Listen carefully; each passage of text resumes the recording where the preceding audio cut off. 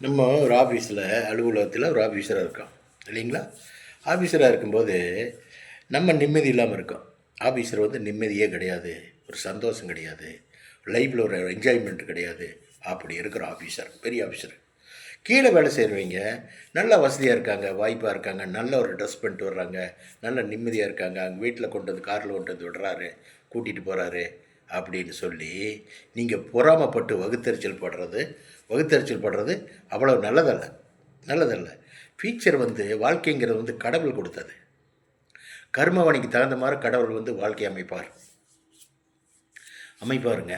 வாழ்க்கையில் எந்த பொம்பளையாக இருக்கட்டும் ஆம்பளையாக இருக்கட்டும் ஒரு தவறு பண்ணியாச்சுன்னா, ஒரு கெட்டது பண்ணியாச்சுன்னா அதனுடைய தண்டனை அனுபவிச்சே தீரணும்.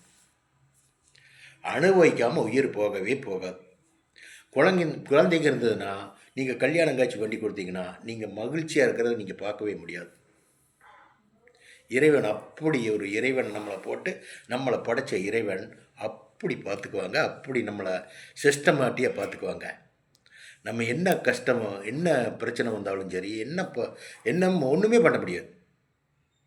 உண்மையாக இருந்து எந்த கஷ்டம் வராதுன்னு சொல்ல வர்றேன். சத்தியவகர்த்தி மாதிரி நேர்வழியில் போயிட்டு நேர்வழியில் வந்துட்டு லூஸ் டாக்கிங் இல்லாமல் ஒருத்தர் புண்படாமல் பிடிக்காமல் அடுத்தவன் சொத்து ஆட்டை போடாமல் இப்படி எல்லாம் வாழ்ந்தால் எந்த கஷ்டம் கடவுள் கொடுக்க மாட்டாருன்னு சொல்ல வர்றேன்.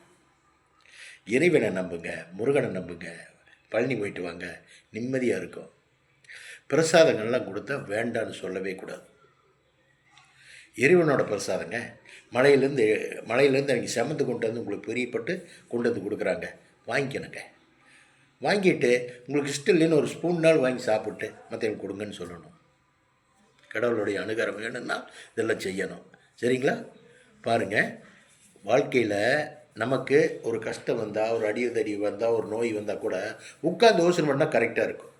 இதனால தான் நமக்கு கடவுள் இதை கொடுத்தாரா அப்படின்னு சாட்டிஸ்ஃபைன் ஆவீங்க. புரிஞ்சுதுங்களா?